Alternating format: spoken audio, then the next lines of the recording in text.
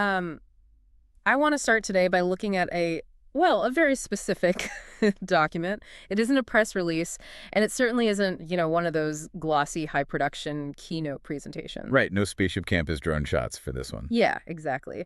It's a Form 10-Q filed with the Securities and Exchange Commission. Specifically, this is Apple's report for the first fiscal quarter of 2026, which ended December 27, 2025. And for those listening, this is the raw data. There's no marketing spin here, just the legal and financial reality. Exactly. And usually, I mean, let's be honest, these SEC filings are dry, they're purely administrative. But this one kind of reads like a paradox. That really does. Because on page one, you have these numbers that suggest a company with absolute unchecked dominance. I mean, they reported nearly $144 billion in revenue in just 90 days. Yeah, to give you a sense of scale on that, that is roughly the GDP of Morocco, Wow. generated in a single financial quarter. It's a number that's almost hard to even visualize. It is huge. But then, and this is why we're doing this deep dive, you flip to the back to part two, item one, the legal proceedings section, and the tone just shifts completely. Right, the mood changes fast. It stops looking like a victory lap, and it starts reading like a siege report. You've got the U.S. Department of Justice, the European Union, massive corporate competitors, all of them closing in at once. It's basically a tale of two apples right now. You have this financial juggernaut that just posted $42 billion in net income, which is pure profit, by the way. And then you have this legal target that is fighting for the very structure of its business model. So that is our mission for you today in this deep dive. We are going to unpack this 10Q to understand how Apple managed to grow revenue by 16% year over year, which completely defies that whole peak smartphone narrative we keep hearing, Oh, absolutely. while simultaneously navigating what is perhaps the most hostile regulatory environment in their history. And we really need to answer a key question while we do that. Is the legal risk actually threatening the bottom line yet?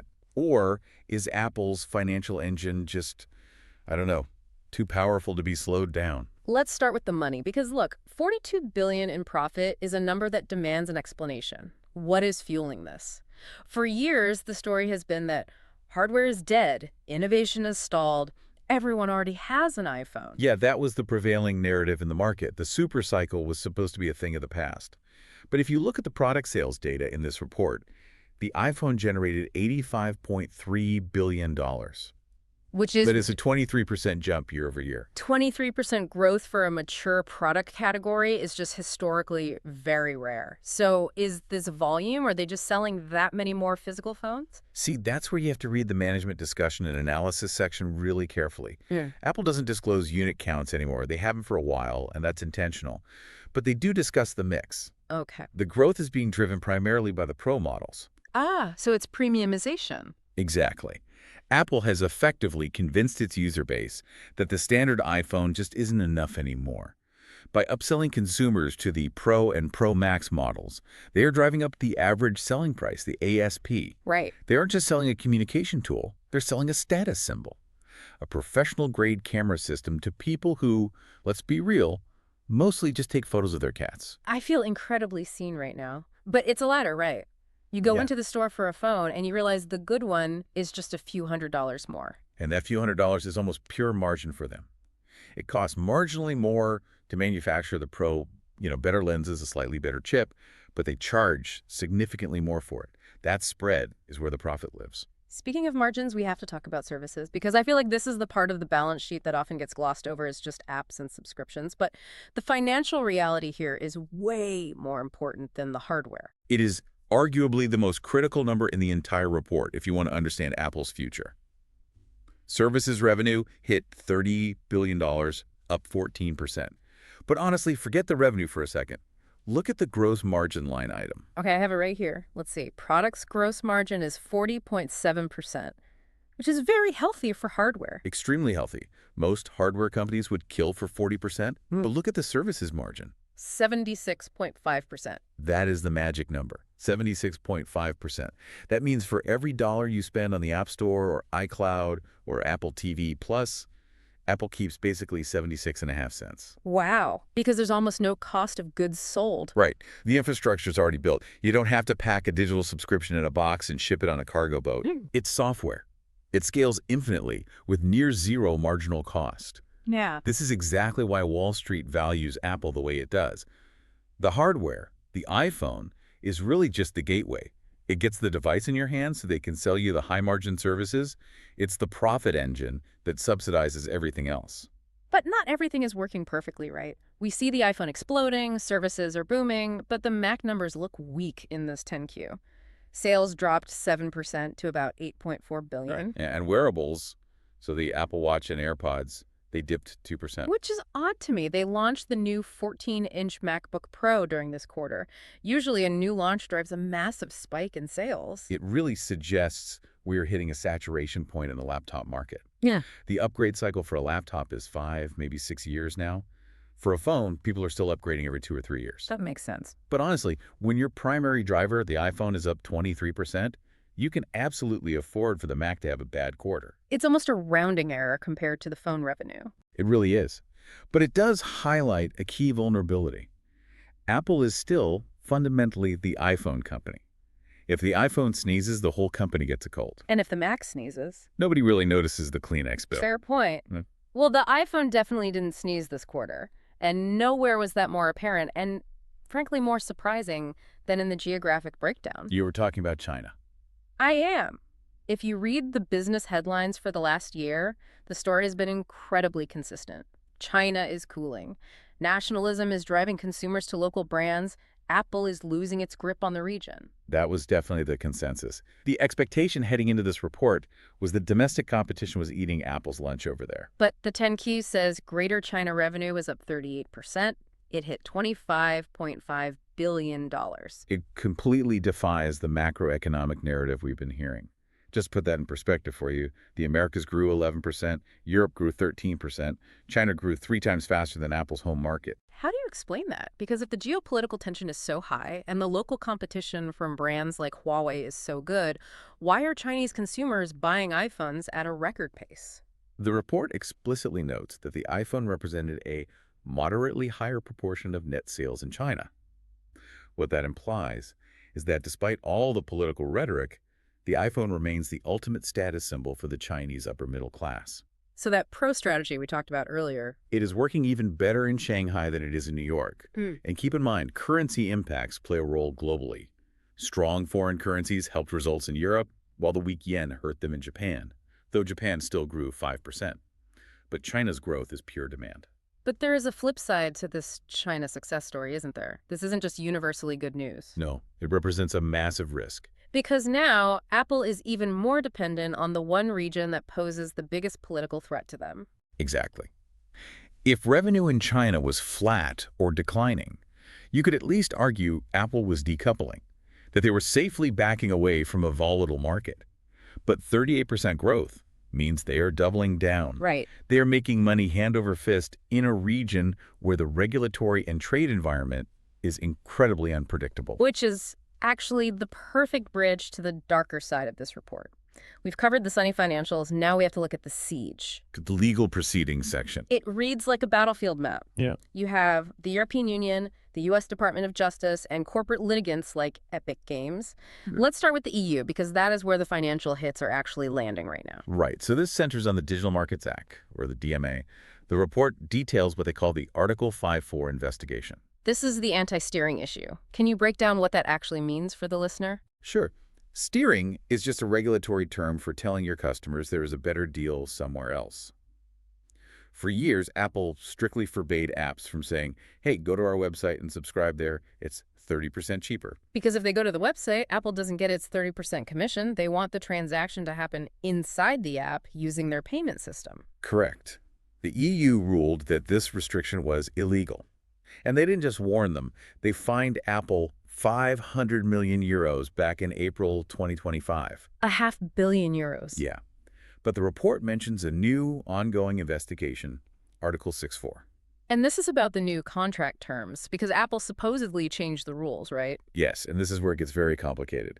Apple technically changed the rules to comply with the DMA, but they introduced a core technology fee and a bunch of other hurdles that developers argue are just as bad, if not worse, than the original restrictions. So the EU is now investigating whether Apple's solution is actually just a new form of non-compliance. Exactly. And the stakes here, the penalties aren't just a €500 million slap on the wrist anymore.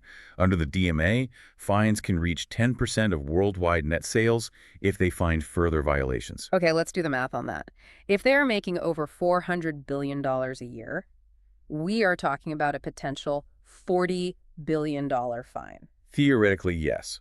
That is the nuclear option for regulators. It would wipe out an entire quarter's worth of profit, the $42 billion we just talked about. Wow. That is why this section of the 10Q is so incredibly long. They are legally obligated to signal to investors that this is a material threat to the business model, not just a standard cost of doing business. And it's not just Europe. Back in the U.S., the Department of Justice lawsuit is still grinding forward. Filed in March 2024, that one is arguably even more existential because it challenges the core integration of hardware and software. It challenges the walled garden itself. Right. But I found the update on the Epic Games saga in this 10Q particularly fascinating. Yeah. Because I think it reveals Apple's overall legal strategy perfectly. This is the fight that just never ends. It really is. But there was a significant development in December 2025. The Ninth Circuit Court upheld an injunction regarding link-outs. Meaning Apple has to let developers put a link inside the app to let users pay on the web. Yes. But, and this is the real deep dive insight here, you have to look at how Apple is complying. The report specifically mentions they are allowed to require parity. Parity in what sense? Like visual parity? Exactly. Parity in size, form, and placement. So the button to leave the app has to look and feel exactly like the Apple Pay button. Okay. But here's a catch. The court ruled that Apple can still charge a commission on those outside purchases. Wait, explain that. If I leave the app and I go to the web to buy a skin in Fortnite, Apple still wants a cut. Yes. Apple has set up a system where they audit developers. If a user clicks that link inside the app and buys something on the web within 7 days, Apple demands a commission. It's usually 27% instead of the standard 30%. That sounds operationally tedious. It's what you might call malicious compliance. It's Apple saying, sure, the court says you can leave the garden, but we are going to make it so operationally painful and expensive for the developer to track and remit those taxes that they might as well just stay in the App Store. Which perfectly preserves that 76% services margin we talked about earlier. Exactly. They are building a legal maze to protect the profit engine. They are betting that they can follow the absolute letter of the law while completely subverting the spirit of it. The real question is whether regulators will actually let them get away with it. That is the multi-billion-dollar question. It's a high-stakes game of chicken. Now, zooming out from the courts to the global stage for a minute, the 10Q also has a section on macro risks, specifically tariffs. And this links right back to the China growth we discussed. Right. The report notes new tariffs that were announced in Q2 2025 on imports from China, India, and the EU. And since Apple manufactures almost everything in China and India, they are directly in the crosshairs. If the U.S. government decides to escalate the trade war, Apple's supply chain costs go up immediately. Plus, reciprocal tariffs could hurt their sales in those regions. Retaliatory measures are very much in play. And they did mention the semiconductor investigation in the filing. Yes, the U.S. Department of Commerce investigation into semiconductors. The results came out recently, on January 14th, 2026. The report says, and I quote, "No additional tariffs affecting the company's products were imposed at this time." At this time.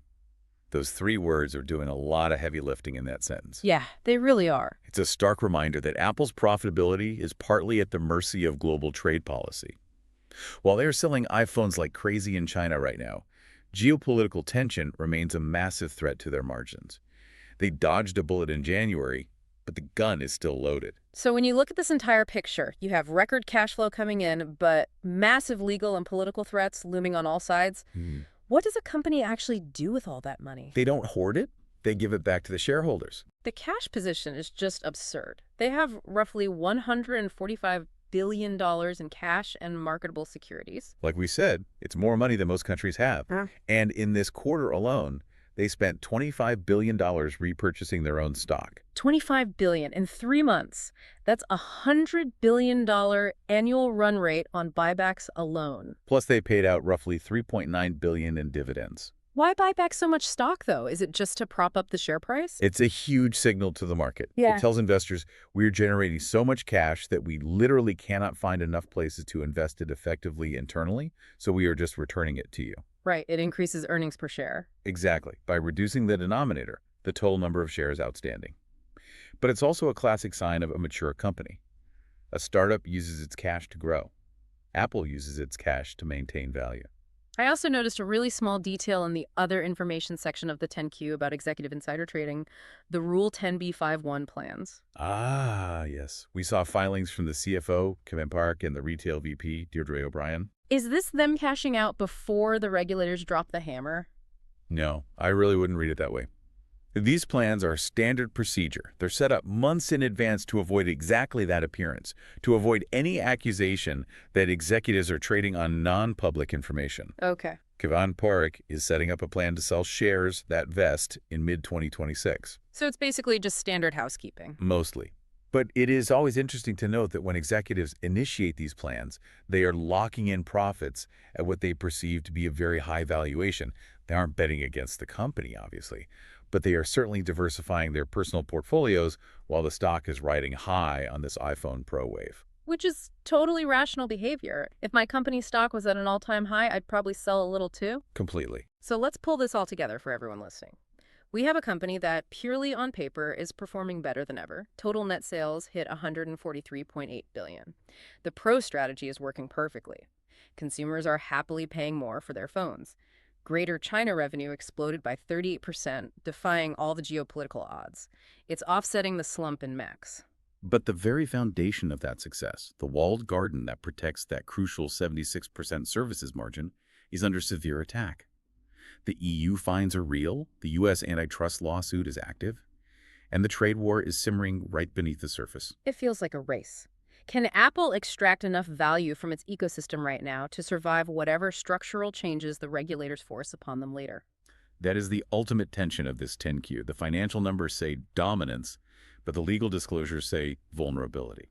And that actually leads me to a final, slightly provocative thought for you to chew on after this deep dive. Cool. We talked about Apple's defense in the Epic Games case, this idea that they can mandate parity and charge a commission even for transactions that happen completely outside their app.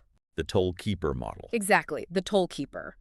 Apple fundamentally believes they are entitled to a cut of the commerce just because the customer is holding an Apple device.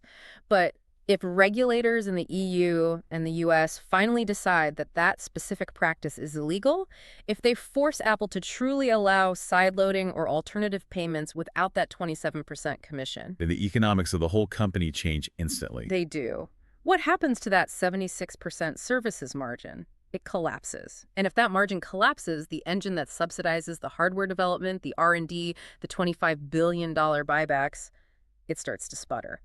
This 10Q shows us a company at the absolute peak of its powers, but maybe, just maybe, it also shows us the first real cracks in the dam. We will definitely be watching the next quarterly filing to see if those cracks get any wider. Absolutely. Thank you so much for joining us on this deep dive. Always a pleasure to be here.